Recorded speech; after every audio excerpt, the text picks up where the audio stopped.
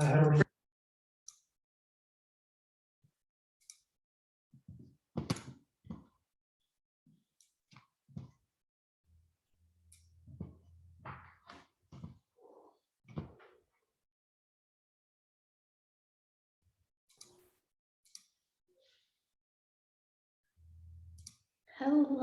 everyone. Give me 1 second while I spotlight our speakers here.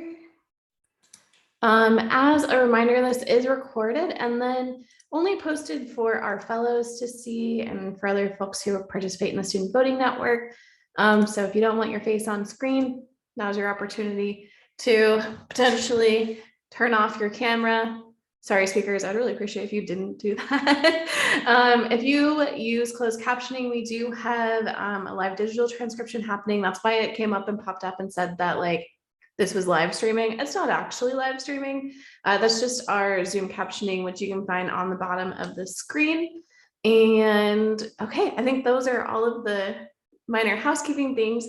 I am especially excited tonight because this is our political professions panel on our communication specialist or communications professionals, which I think some of our fellows know. That is also my path. So I am a political comm PhD student and have had the joy of getting to work on stuff like this before starting in this position. And I think that's kind of what's magical about working in communications is you can do so much, and that's pretty special in that way.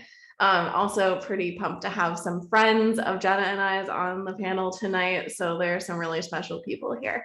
For those of you who have never been to one of our political professions panels, we will be doing for the first like 30 to 45 minutes, we'll have questions that we've already queued up for our panelists. But if you want to drop in the chat any questions you might have, I will add those to the list that we have and we'll jump right into them. So please do feel free to utilize that chat function throughout the panel. And then finally, we do these every Monday, not every Monday, that would be wild.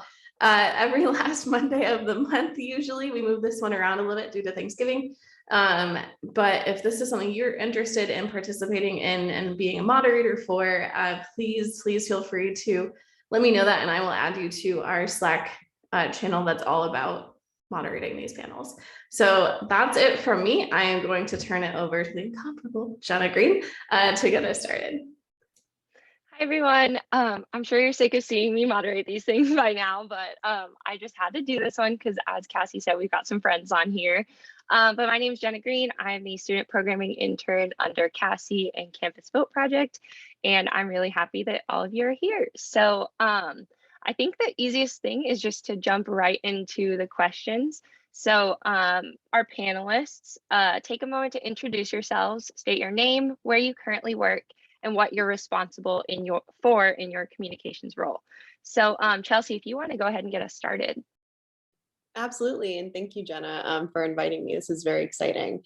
So my name is Chelsea Daly. I come from Florida, so I did a lot of voter reg work in Florida specifically, but most recently with the Joe Biden campaign, but now I am working as the digital director for the Department of Homeland Security. Basically what that means is I run the, oh, thank you, Charlie. I run the social media accounts for DHS as the government agency, but also for the Secretary of Homeland Security, Alejandro Mayorkas. So definitely give us a follow and really happy to be here. Awesome, thank you so much. And yes, plug those social media. All right, Charlie, if you'd like to go next. Absolutely. I want to hear more about Chelsea's job. Like that sounds high stakes. I like that shit. Hey, y'all, my name is Charlie Bonner. Great to be here. I use he, him pronouns. I'm the communications director at Move Texas, where I've been for about 2.5 years now. And I am based in Austin, Texas. I oversee, we are a small comms team for a very big state. And so I oversee all of our press outreach. I'm one of our main spokespeople, oversee our social channels as well as our engagement with artists across the state in our cultural organizing program. So a little bit different than some other comms roles I've been in there, but very excited about being here with y'all and breaking it down today. So thanks for having me. Awesome, thank you, Charlie. And Kola, if you'd like to go last. Hi, yeah, my name is Kola Zuffer, she, her pronouns. I am the communications director for Campus Vote Project.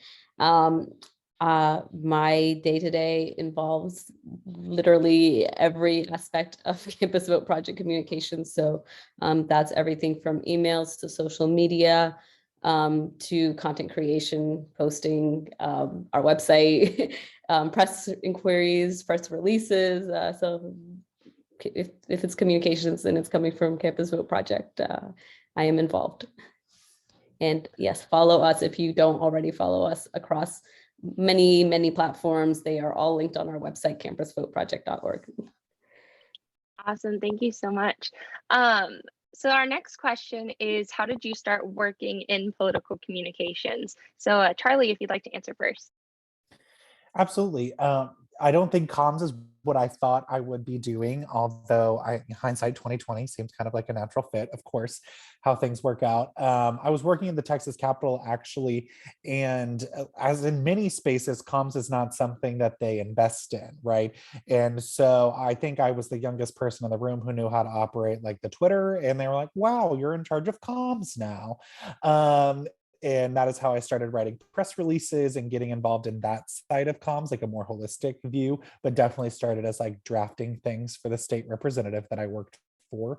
And then kind of as I got further along in this space while I was in college and then now out of college for the past couple of years, I realized we have a big comms infrastructure problem, particularly in a state like Texas and in organizing in general.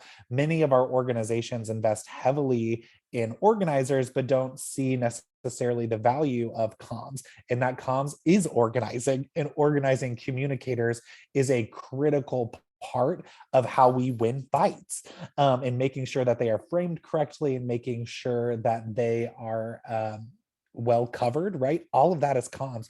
And I think particularly we look at an organization like Move that was doing really incredible work long before I got there, but they didn't have dedicated people to communicate that great work. And so nobody knew about it, right? And that means that if nobody knows about the great work, your impact of that great work is a lot less. And you can't make money on it to continue to do that work. And you can't build political power for young people, which is what we claim to do, right? And if you can't claim those wins, which is what, in part, what our jobs are, that you can't build that power that we are really seeking for this generation that is trying to get involved in this process. And so it's a big part of what we do in the organizing infrastructure that we have. Awesome. Thank you so much. Kola, how did you start working in political communications? So much like Charlie, I definitely did not see myself in this role. So for my background, I actually have a degree in evolution and ecology. I have a couple minors in political science and women's gender sexuality studies. So this is the content of stuff I was always interested in, but it was not the main path that I thought I would follow. And so after college, I was working for the Columbus Metro Parks. I was a naturalist. And I did that for a few years. But here's the thing, you cannot escape communications. I don't know if you all were noticed when David Attenborough joined Instagram and literally like broke Instagram with the amount of followers that he got day one immediately, like in the millions. And the thing he said was that conservation is communications game now. Like saving the world is about communication. And that's what I learned as a naturalist years ago. We started off small with parks starting to like manage social media accounts or like Facebook accounts and things like that. And yes, much like Charlie, one of the youngest people in the room, you're now in charge of the social media. And it actually was something that I enjoyed doing and I was really good at. And I found that our events had like such a huge amount of turnout because we were now advertising them well. So we're going from, maybe 40, 50, 100 people to thousands of people at events. And so after I came to a point of hitting a certain glass ceiling that you tend to hit in certain fields, I was like, I am really good at this and I enjoy doing this. Let's see where this will take me. And I got a job with a company called Cameron Mitchell Restaurants as a marketing and special events manager. And then the pandemic happened And I was like, wow, the restaurant industry is not the one to be in in the middle of the pandemic. But also, I'm not sure how I feel about working in such a capitalistic environment, like where it's like, hey, your job is to sell drinks, and like that's what we want. We don't want all this community effort that you're like bringing to the table, which is, I was like, okay, let me do what I like, do what I feel good about doing. And that is what led me to Campus Vote Project, because I was like, this is a job that I can do what I like, do what I'm good at, but also feel like I'm making a difference and making an impact with the work that I'm doing every single day. And that's where I am and how I got here. So like I said, it's a very unconventional path. I do have to say there were a lot of interviews, a lot of having to market myself as part of that process to be like, hey, here I am, a very non-traditional candidate, but this is why you should hire me. And so I guess that's part of my, my learning of this work in itself. Yeah. Awesome. Thank you so much. Chelsea, if you'd like to go next. Yeah, definitely. So my path was also kind of unconventional as well. I grew up here in Florida, and I grew up on a body of water that was just like heavily polluted. And when I was like 7 years old, I was like, this sucks. Like, why is it like this? And who's going to do something about it? I'm 7. Like, can we get an adult on this? Like right now? Come on. So I wrote a letter to the president, and I was like, hey, my river near my house is really dirty because of your policies, or something, in my 7-year-old brain. And I decided, I guess that was my first like messaging that I ever put out. And from there, I just didn't stop talking. I just literally did not stop talking. I went to my Girl Scout meetings. I started talking about it there. I wouldn't stop talking about it in class. I talked about it at home. Literally anyone who would listen, I was like, hey, these rivers are polluted. Can someone do something about this? And so I finally got a little bit older. I was in high school debate class around the Occupy movements, and decided, I'm going to go to my first protest, found my first megaphone, and I was like, oh, now I can talk even louder. People cannot ignore me. Went to college, joined the College Democrats, still had my megaphone, and decided, we all need to register to vote because we've all faced these problems in our own communities, especially in Florida. And so we could mobilize, we could easily make these changes. And ever since then, I've just been, like I said, talking, but kind of found my way into digital as I was the youngest person in the room at Planned Parenthood in my first internship. I loved it. And I was like, we could get tons of students if we just like had a Facebook group, or I think it was Facebook at the time, and maybe a little bit of Twitter back then.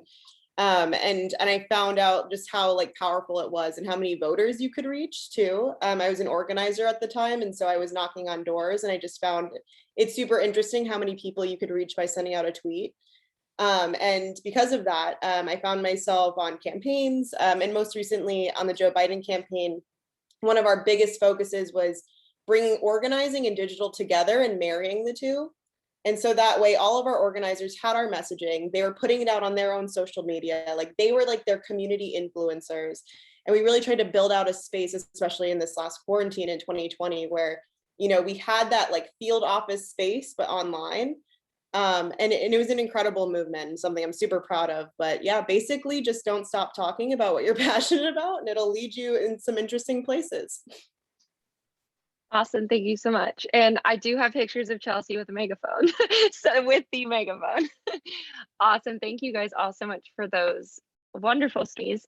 Our next question is going to be about the most difficult aspect of your role as a communications person. So what's the most difficult aspect of your job? But alternatively, what is the best part of your job as well? So Kola, if you'd like to go first. I'm going to say that my answer for both of these questions is actually the same thing, because it depends on the day. So my answer is the diversity in the amount of things that I get to be involved with our communications. So it makes it difficult because you can't always give your 100% to any one aspect of the things that I'm, we got ads, we've got our regular organic social media, we've got our emailing, we've got our we've got our website, we've got all these things that I, kind of have to manage. And so that can become tricky. But on the other hand, with the way that my brain works and needing to sometimes jump from one task to another, that actually is nice for me because I don't get bored of just doing the same thing over and over and over again. So to me, that's both the best and the worst part of the job. Awesome. Thank you so much. Charlie, if you'd like to answer next. Absolutely. Very much relate to that entire sentiment. For me, I think the most difficult part of comms work is that it is extraordinarily 24/7. I think it is a role in the organizing ecosystem that is like particularly difficult to like create boundaries around because my colleagues don't work at Move for the most part, right? They are the reporters, the sources, the producers that like exist in this like very fast-paced ecosystem. And that makes it really, really difficult to shut off. And I think particularly in the past couple of years, when so many people have turned away from the news or tried to find different ways to like navigate the anxiety-inducing nature of our like media cycle, it's like my job to still read the news, right? And I don't get the opportunity to like look away from the bad things that are happening or try to figure out how we communicate a better way forward, right? Like my mind is always thinking of like, how do we not lose everyone here, right? Even when everything sucks, like how do we make sure that we're still keeping people in this fight, still keeping people like they feel like they have a voice in this? And that can feel kind of like silly sometimes, right? Because this work sucks, right? We're in a really difficult intersection in our history right now, and trying to keep people engaged, which I think is like a huge part of what comms is, giving people hope, giving people optimism in this time, is difficult. But conversely, that is the best part about this job, is I get to go out into the world every day and put a giant spotlight on young people who are fighting for a better future. And there's something really beautiful about that and trying to create space in that way. I think also for me personally, more like as an individual, right? I get to go on TV and represent a new vision of what Texas looks like, that is young and queer and doesn't give a fuck about how the rest of this has always been played. I get to show up and be myself on TV, and I know that that is a radical act. And I'm still a white dude, right? We got a lot of work to bring everybody along in this, but I know that like putting young people front and center, putting people of color as our spokespeople front and center, is providing a different vision of what this state actually looks like that is not part of the narrative that we so often see. And that is, as a person who loves this place, is the best part of being able to do this work. Awesome. Thank you. And y'all are missing out if you're not following Charlie and Move on Twitter, because it's fantastic all the time. Chelsea, if you'd like to answer last. Yeah, absolutely. So the hardest part, as you can imagine, working on the internet is the internet. It is the comments that you see. You might put something out. It's even like the little personal digs where you're like, oh, I created this really cool graphic, and someone's like, this sucks. And you're like, ooh, okay, heard that. But it's tough work. Working at Department of Homeland Security, that is some tough work. I'm not even going to sugarcoat it. Good day, bad day, it's always going to hit you very hard. And I think that a lot of us here, especially on the panel, we work in places where we're dealing with very sensitive work. And so just being exposed to that all day, every day, and just kind of having to work through it, especially in a time like the pandemic, which is still happening, and we're constantly trying to process that, but also process it quickly enough to kind of put our org first and be like, okay, how do we respond as an org? Now, how do I respond as a human? Which can be tough. It's tough to take that break and just take a deep breath and kind of process things and humanize it. Sometimes when you're constantly exposed to it. But I would say in the same vein, being in digital, like we are one of the first things that you see. And so being able, especially to work on this for a government agency that provides so many resources to all the American people and, internationally as well, it's an incredible resource to have, just like a huge following, to be able to push out things like did you know you're able to apply for citizenship this way? Did you know that we can help you with, with XYZ? And I found the most incredible experience just recently with being able to work on the Operation Allies Welcome, which was the Afghan resettlement effort. And so being able to really teach Americans about why it's important that you welcome, vulnerable Afghans into your communities, and really being able to push out that information in a way that I could never have imagined is an incredible experience. And really just being able to do that in any organization that you're in, and finding that you're here for a reason. It's hard work. You're probably tired, take a minute, really try to process everything that you're doing, because it happens so fast that you look back on it one day and you're like, that was wild. Like, I really just kind of autopiloted through that. Try not to autopilot. It is an incredible job at the end of the day. It reaches so many people and so many lives, no matter what position you're in, and really just taking the moment to take it all in is important. Awesome. Thank you so much. Those are all awesome, answers. So our next question is, what does a typical work day look like for you? And I know y'all have kind of touched on it already, but Charlie, if you'd like to start us off. Yeah, I think as mentioned, there are no typical days in part, but I wake up and I definitely read the news every morning, and I subscribe to a lot of newsletters and things like that. I hit Up First. I hit Up First every morning as part of my routine, and just try to get an idea of the media landscape going into the day, and seeing where we're going to need to work things out. Once a week we have a PR team of consultants, and I meet with those consultants and map out kind of what the week looks like, what's happening in the world, what are their angles to stories that we can pitch, but those are also angles for things on social media, and trying to look at a calendar and try to see where we may be able to get some traction. And then depending on the busy time of season, doing a lot of interviews. We have in part of what we were doing at Move was really trying to build a big brand from an organization that hadn't had a comms presence, right? And so we said yes to every interview, and hustled hard as hell in the past couple of elections to take all of those interviews. And so there were days before the 2020 election where I was doing 10 interviews a day, even posting up TV setups in hotel rooms, traveling across state, doing whatever we need to do. Zoom is a wild thing to be able to do TV from literally anywhere. So a lot of that. And that is the part that I like the best too. It's getting on camera and being able to do that, and then having conversations like these a lot, and just being a representative for the voting rights movement here in Texas that has been so central to the conversation over the last year. Awesome. Thank you so much. Chelsea, what does your typical day look like? Yeah, so as we've kind of touched on, every day is a completely different adventure, which is something that I really like, because I had found that when I was in any kind of monotonous job, I was like, oh, I'm bored. But now it's I am never bored. That's not something I ever feel.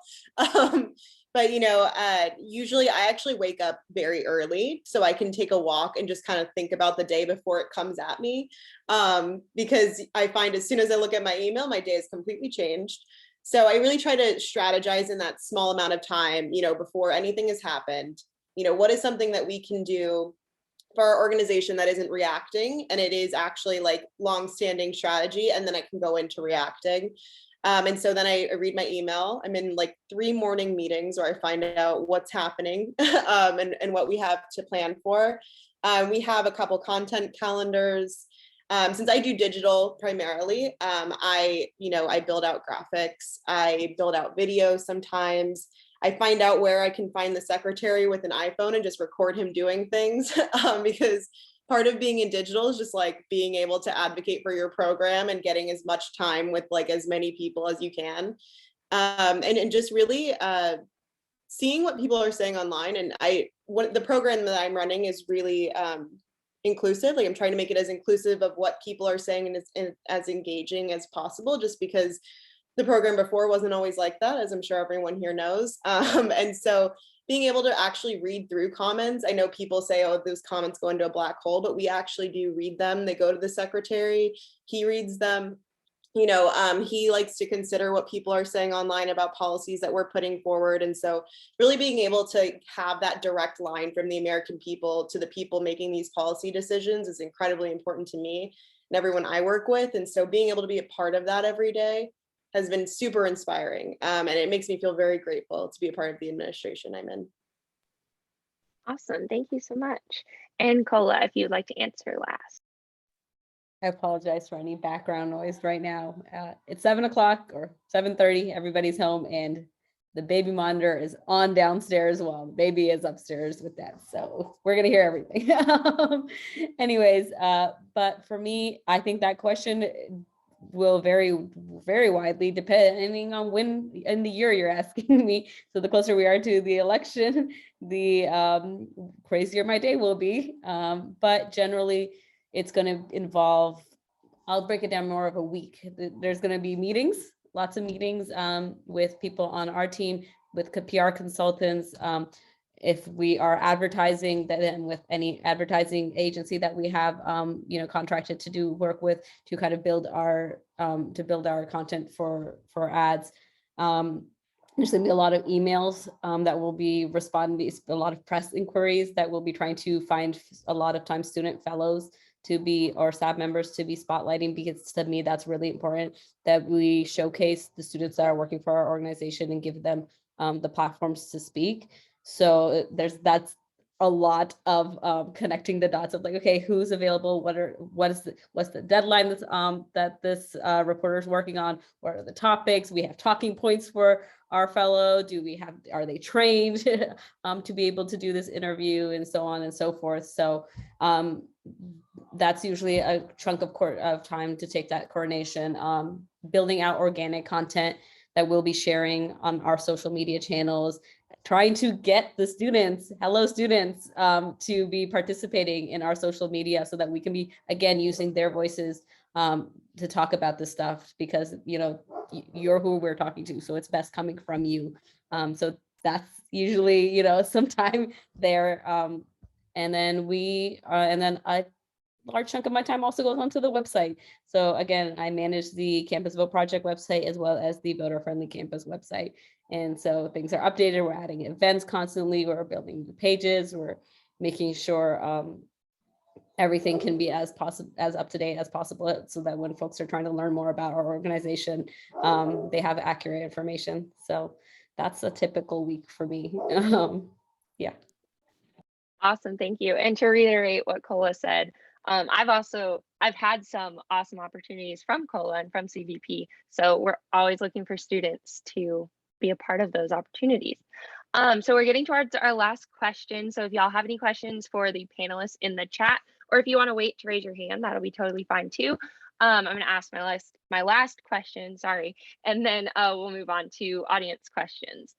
So panelists, my last question for you is, what is one piece of advice that you would give to students looking to pursue a career in communications? Charlie, if you'd like to answer first. I wish I had a good answer to that. I think one of the things that really gets overlooked in all of this, right, is how much of it is relationship driven. I would say 75% of my job is like building relationships with people. It doesn't matter if you write the best press release in the world, if no one in the newsroom knows who you are, your chances of getting picked up are really slim. The vast majority of interviews and hits I get are from reporters that have become friends, right? And become trusted. I try to become a trusted source to those people, and I try to be as useful as I can to them. So I'm coming into those conversations with stats, with connections to other people. If I can't be that source for them, making sure that I'm going the extra mile to make their lives as easy as possible, because that's how you get picked up. Making it easy. People are really busy, they work really hard, and I think on that, particularly the press side, just making people's lives easier makes it where you're more likely to get utilized. The same thing goes when we make social toolkits, when we do anything in the digital space. If you make people give them the tools to make it as easily as possible for them, that's how we spread messages, and that's how we can really change the conversation. Awesome, thank you so much. Chelsea, if you would like to go next. Yeah, absolutely. I know I talk a lot about talking and not to stop talking, but also like do listen. Like I'm telling you, like I know that sounds very cheesy, but you know, listen to what people are talking about. That's how you become a really great communicator, is just really listening to how people talk about things and why. And also, I mean, you know, I know this is kind of taboo advice, but I offered a lot of, when I was in college, I offered to do things for free just to build up my portfolio. So like if someone was like, hey, I need like 2 tweets a week, you know, I would write them because I just wanted to be able to use them when I was going to get a job. I did this specifically with a few women that were running in Florida, and they really needed help with their email program. And so I wrote out like 4 templates, and I easily took that into my first digital marketing job. And so having that like on the job experience and being able to say like, I wrote this out, even if it's never used, like you did the work, you wrote it out, you have writing samples, always be building, always be learning about it. And also, I mean, I do think that, you know, the skill set that digital managers have are very valuable, but I also think that anyone who's super passionate about it could also easily learn the profession. It's so new. And it's very experimental. I mean, honestly, a lot of it is just us seeing really cool things on the internet and saying, oh, we could totally turn this into something for our organization. Or what if we did this really cool random TikTok trend? What would happen? You know, and just really having that curiosity for it. Like you can't teach that. And I tell people that all the time. Like, I'd rather have someone on my team who is more green in digital, but is super passionate about it, than someone who maybe like has 10 years of experience, but is completely jaded to the whole experience and just wants to like kind of do the cookie cutter version of everything. Because digital is just not like that. It's constantly evolving. And it needs people who are just very interested in a job that is evolving in that way and is ready to take on that challenge. And so my number one advice would be become super passionate about a thing, learn everything about it, just be committed to always learning, because comms in general is constantly evolving.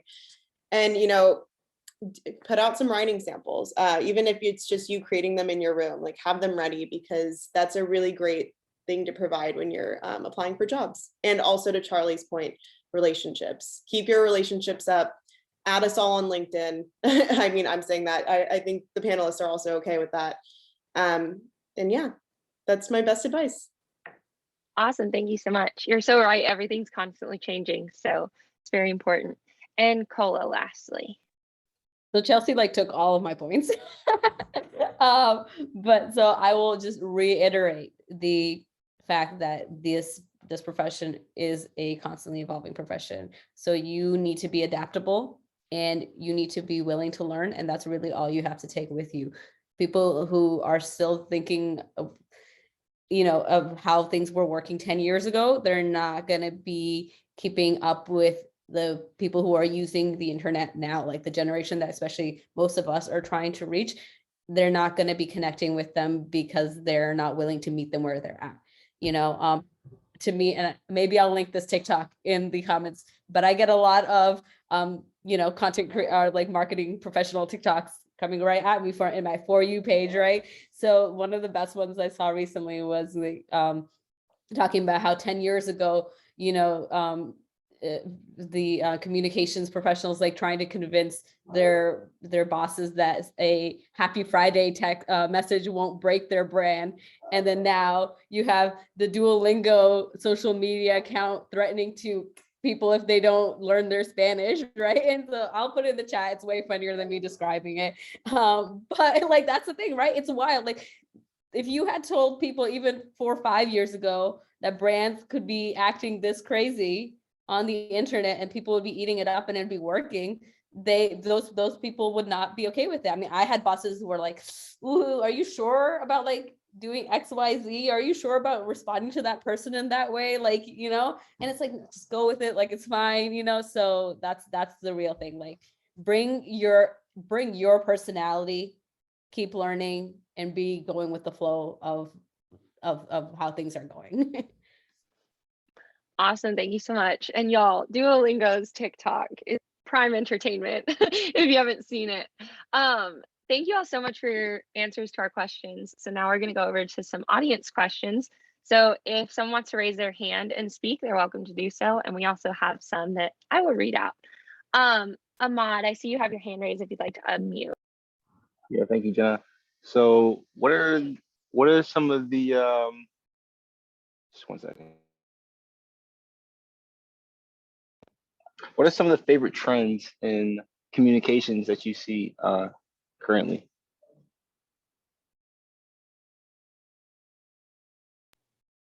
All right, well, y'all think, I think anyone can answer this one first unless someone doesn't want to answer it. So go right ahead when Like I hate all trends. So I'm like a favorite. Wow.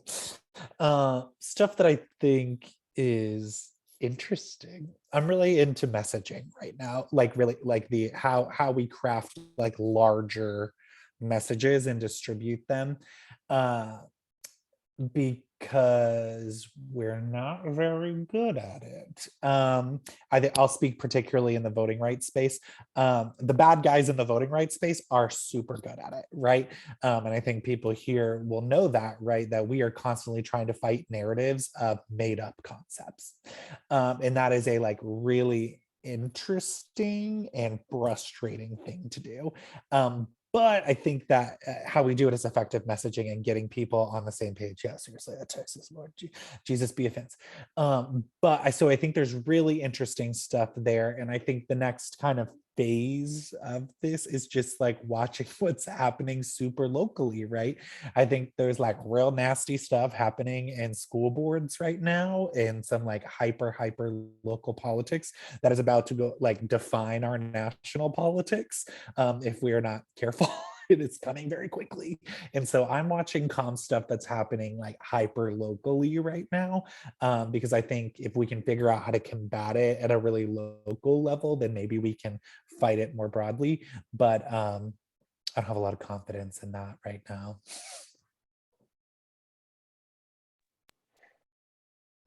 Another thing that I think is something that the voting rights space is starting to touch into, but we have a lot of room for growth, is the power of influencer marketing, so to speak. There's just so much untapped potential there with using influencers who have absolutely nothing to do with politics, who are going to be getting to your non-typical audience, because the people who are following us, they already care. They already know what we're talking about. So we got to be getting to the people who do not know who we are, who do not care about this stuff, and putting it in their faces in a way that may get their attention. So I think that is a space where we have to really be honing, going back to messaging, getting the influencers good messaging and working with them to get their audiences to care, because there's clearly power there. That's why brands spend so much money on influencer marketing, and that's where we really need to be pushing more than, I mean, we do the ads, and honestly, so CVP, we did do influencer marketing, both in the general election as well as the Georgia runoff election, and I think it was worth the investment. And I also just know, like, I know that it definitely had a more positive response when you look at like the comments and the reactions to the influencers video versus the comments that we were getting like on our paid ads, which are quite frankly soul crushing a lot of the times. I have to be the one that reads them. It's awful. But you know, so I just think that that's definitely a way that we need to be channeling some more energy towards. And I also think that we definitely need to not discount our own as individual influencer powers. Like there are so many young people have micro influencer power over your own circles. Like be using your personal platforms to share messaging about things that you're passionate about. You don't need to be making a brand new social like Instagram account to talk about your voting work. No, talk about it on your personal platform to your friends. Like that is power right there. Can I build on that real quick, not to cut you Yes. off, Chelsea? But one of the things that we've really, you know, again, like Chelsea said, this is all like testing stuff constantly to just like see what tracks.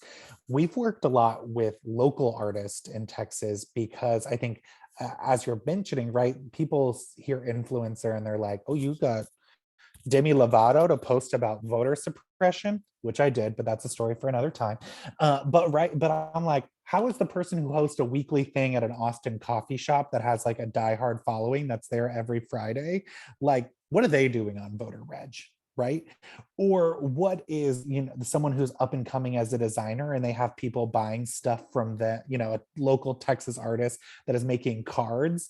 Like, they don't normally talk about politics, but now we're giving them the tools to talk about it effectively. And they have this whole audience that has no idea who Move is. And now they're invested in like what's happening over here. And we're bringing those new people in. We started an artist fellowship program at Move where I work with 5 graphic designers from across the state. And so we have, you know, those are the people closest to their people. And we're not asking them to design in a Move brand. I'm asking them to design what they would design for their followers and their people. And they're having an honest conversation there. And it blew up the Move accounts. Truly, like, we gained thousands of followers from this because it was different, it was unique, there was something for everyone, because you have 5 different artists and 5 different styles creating content, that there's something to share for everyone in that. And it gets down to that like hyper local influencer thing that has been, I think, is like where everything is. I think that's the next trend here. Absolutely. And just building off of what you both said, I think like the number one thing is just finding people where they are, right? Like, are they in the coffee shop? Are they on TikTok? Where are people? And we found, especially in Florida, there were mass misinformation campaigns around voting on WhatsApp. And it was targeting, you know, the Hispanic community here in Florida. And, you know, unless you make your messaging accessible in a way that you are matching the state that you're working in, you will never be able to match that level of misinformation. You'll never be able to reach everyone. And what we were able to do in Florida is we were hiring a bunch of Spanish speaking organizers that were both digitally organizing in WhatsApp chats. They were, you know, utilizing their own backgrounds to where it felt very organic for them to be there. It wasn't like me intruding on like a WhatsApp group, you know, using Google Translate. But it was, you know, it made sense. And I think that both of you made a really great point about like micro influencers. I think that making our own people into micro influencers is super important, but also, you know, really learning about the communities that we're trying to serve and really learning about the communities that we're trying to reach, and making sure that, you know, we're not coming in like a wrecking ball. Like, we're coming in and we're in the community and we're showing up for the community even after election day is over, and we're always there. And we're a resource. You know, ultimately that's our job, is to be a resource. And so I think looking at it from that perspective is super important, and in spaces where it makes sense for us to be, and just being respectful in that too. Like, I found that when we were building online communities for the Joe Biden campaign in Florida, you know, it was more of like, okay, I'm in this Boca Raton moms group. You know, how do I reach them? Okay, this is like kind of the way to talk. Like, this is how I would talk to a friend. Rather than, you know, let's just search every single thing in Florida and we'll just infiltrate, copy, cut, paste, you know, which I've seen a lot of groups do. Do not do that. You know, and it takes a level of passion and caring about a community to go ahead and do that, because some people don't. It's just slash and burn politics. If I could say anything, it's just, you know, learn about the communities you're trying to serve, and really think about the messaging that best serves them as a resource. Because at the end of the day, it's for them. It's not for us. And so I think that you all put in some really great input on that, and in the incredible ways that people are starting to do that. So that's, yeah. Awesome. Thank you all so much. I love all of those answers. Carrie, I see that you have your hand raised if you'd like to unmute and ask your question. Yeah, hi. Thank you all first for coming to this. This is really great because I'm very interested in political communications. I have 2 questions. You can answer both or one. But from reading your bios, none of you actually majored specifically in communications, so, or like PR or marketing. So how did you kind of adapt without that like base college knowledge of this field? And also, like, how have you all found it effective to deal with like communications crises for like in the communications space? Because like in my communications classes, they only really talk about like the positives and the wins and like creating campaigns, but not necessarily like how you deal with crisis, because that happens a lot in politics. So I can answer the first part of your question for sure. It's just knowing that I'm like wildly, at least with my major, wildly out of the communications background. But for me, I think it is a combination of my own personal interests beyond what my degree was. So again, I mentioned I did have minors in political science, minors in women's gender sexuality studies. So, and even as a evolution ecology major, being a scientist, I actually did learn a wide variety of writing styles and techniques. And that was like actually a big part of even just getting my degree. You got to remember, communications is everywhere, right? Like just even like that's what we're doing right now. This is communicating. So that was one part of it that was helpful. The other part is actually, I guess, my personal background. My mom is a communications and journalism major. My sister was a communication major. My parents at one point had a software media production company when I was young, that they started in Pakistan. So having just personal experience, like when I was really little, like they taught me how to edit videos, how to do that kind of stuff. When I was in high school, I was really into photography. I almost had an art minor. I was one class away. I was like, I just need to graduate. But, you know, so just having that background skill knowledge of knowing how to do software, do editing, knowing how to write, that kind of stuff came in handy as I was going to transition later. And then the other big thing is, I think, has to do with age. I think people who are generally on the younger side tend to be more willing to go out and like use the internet to learn and fill in our own knowledge gaps and build our own knowledge. And I think that's what it comes down to. So if you're passionate about something, you can realistically teach yourself a lot because there are a lot of resources out there if you're willing to find them. So I think that's kind of at least that how you can become a communications professional without maybe having a traditional background.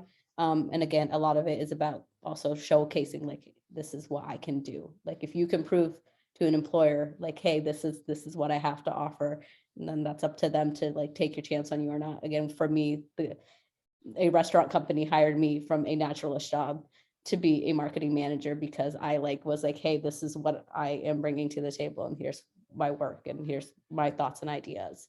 As far as the crises, and I'm let others touch more on this because I'm sure you guys have a lot of wisdom to add.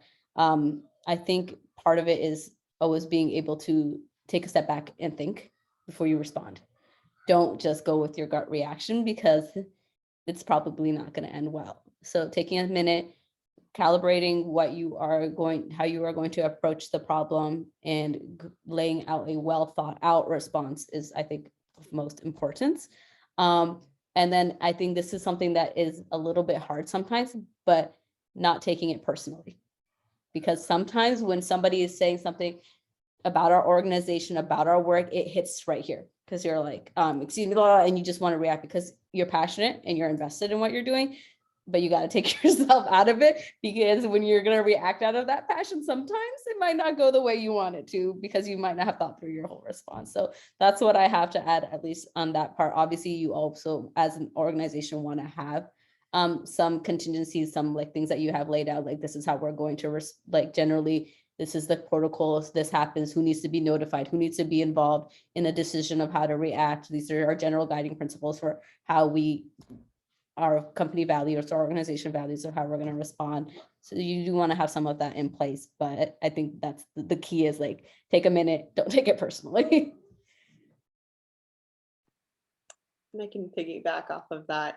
So how I got into my profession, this is going to be a very weird answer, but similar to just learning about everything and being super passionate about it. When I was in high school, I decided I wanted to make Taylor Swift fan art. So I opened up Photoshop for the first time.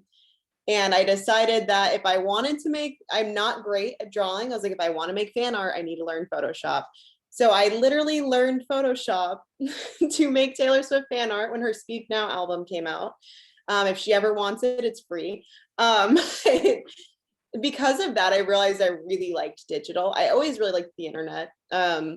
I was a Tumblr kid. I was a MySpace kid. I was on all of it. And so I really liked that you could like relate to other people in like people all over the world just off of your common interests. And so honestly, like just being an internet kid and building up those skills and being super passionate about it. Like everyone here has said, you just have to be passionate about what you're doing. But also really building relationships, making sure that people know this is what I'm passionate about. If you need someone to do this, I am your person. You know, talking with people. I'm selectively extroverted, mainly introverted. So I do find it exhausting. So I understand networking can be totally exhausting, especially in the Zoom culture we're in now, right? The last thing you want to do is hop on another Zoom. But I would bet you that 75% of people that you ask, hey, can we do like a 20-minute Zoom call, and you tell me about your job, like tell me about what you do. And you're building that relationship in just a very valuable way. And most people will say yes, is what I found in my own experience. And so that's kind of how like I built up, and I've always been someone who loves writing. And so that's really all of those skills together is kind of how I just built a career out of doing what I really like to do. I don't work for Taylor Swift yet, but maybe in a future life of mine. To answer the crisis communications part of that, I definitely believe that when you join an organization and you're doing messaging for them, your number one thing above all of your personal feelings, which can be very tough, as we've talked about, is to protect that organization. It is like someone's pushing your little brother down on the playground and you're like, okay, how do I protect my little brother? Like the organization is above everything else. And I think something that's interesting is like the way that your brain works when you've been doing it a while and you hear a crisis, and instead of immediately personally reacting, which does come later, you're immediately thinking, how do I protect the organization? Okay, like what do I do? And you almost like, after a while, you kind of go into autopilot mode and you're like, these 3 things need to be done immediately. These 4 things maybe in the next, couple minutes.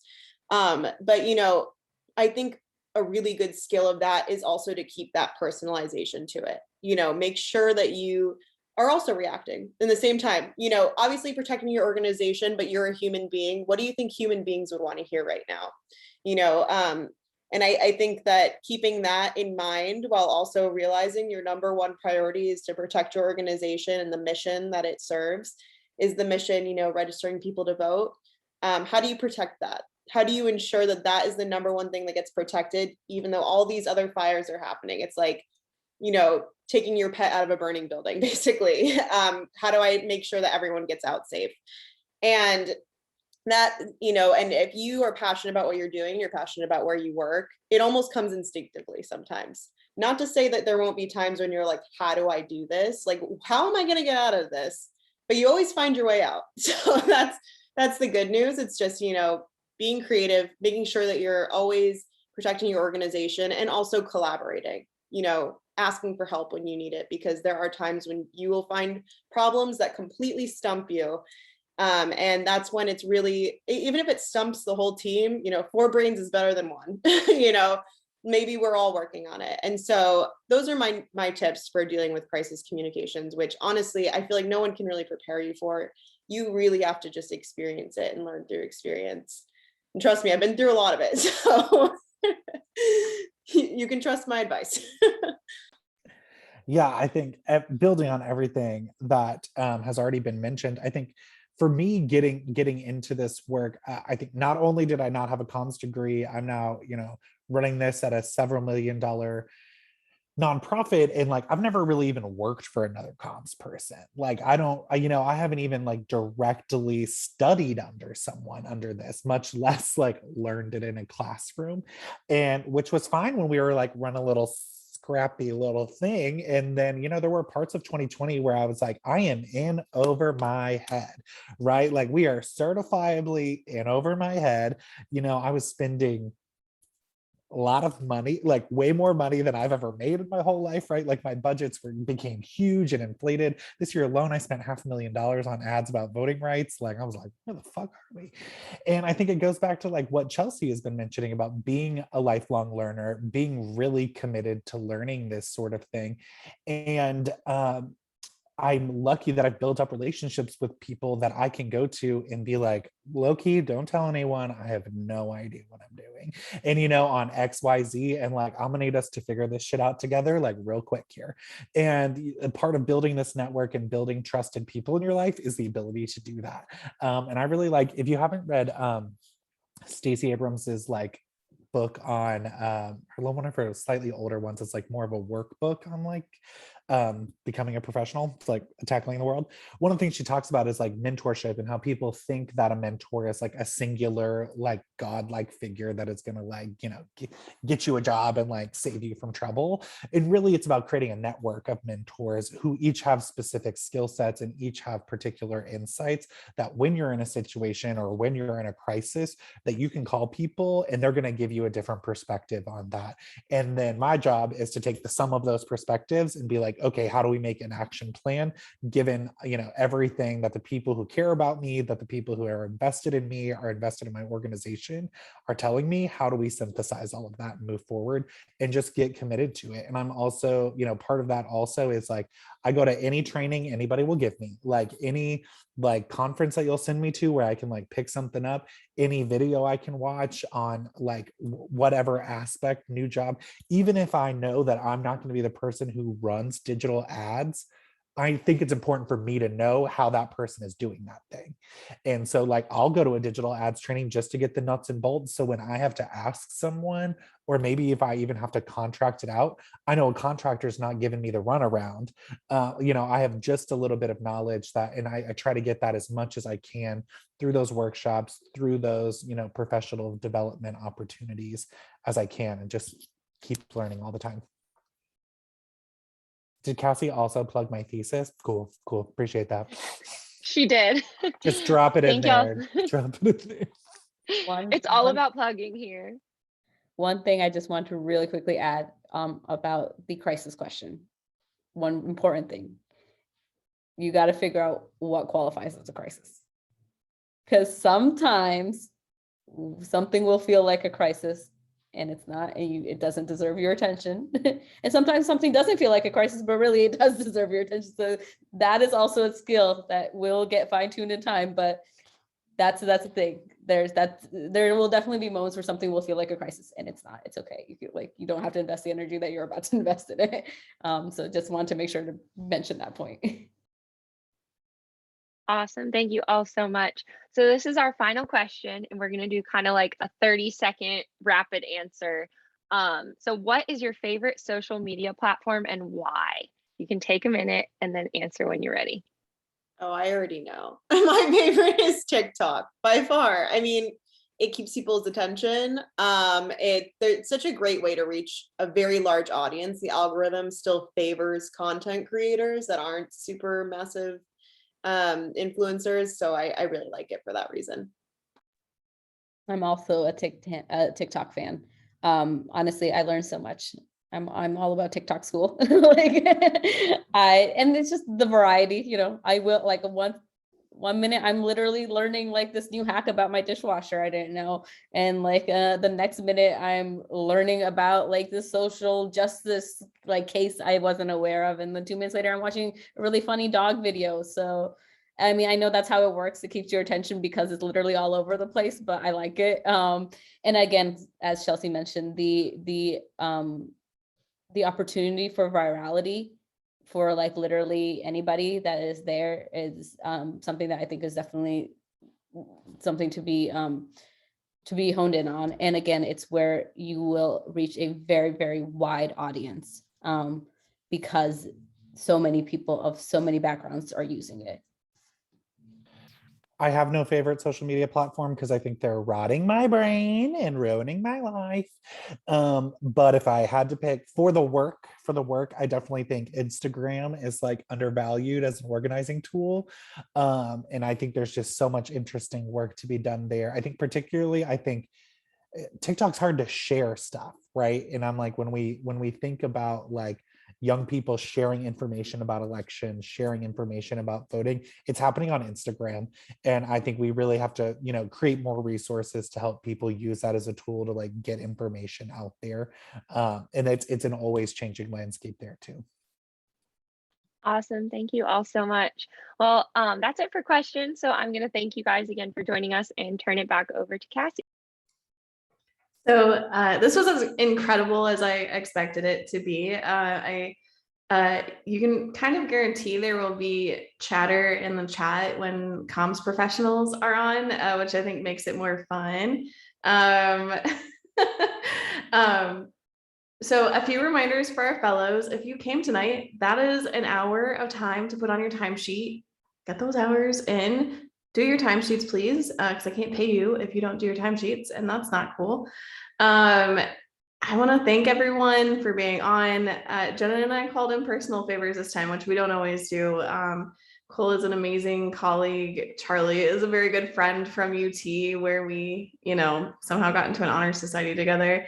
And Jenna is good friends with Chelsea, and I'm gonna force her to be my friend now too. So I think that really shares with like how much networking matters, especially in this space. Again, if you want to be the moderator or help plan these political professions panels, hit us up on Slack. You guys know how to get a hold of me on Slack. If you don't, something has gone terribly wrong. And if you have any ideas for our future political professions panels or for social media content, I thought that's where we were going. My social media content. Please let us know. We would love both of those things to come to fruition. So everyone and if you forgot, we're not having our CVP Research Collective meeting tonight. But if you are part of that, please do fill out the when to meet so that we can get a new time. Otherwise, thank you all so much for being here. Thank you again to our speakers. Thank you to our lovely moderator, Jenna, who has just been killing it as a moderator. And have a really wonderful evening. Thanks, y'all.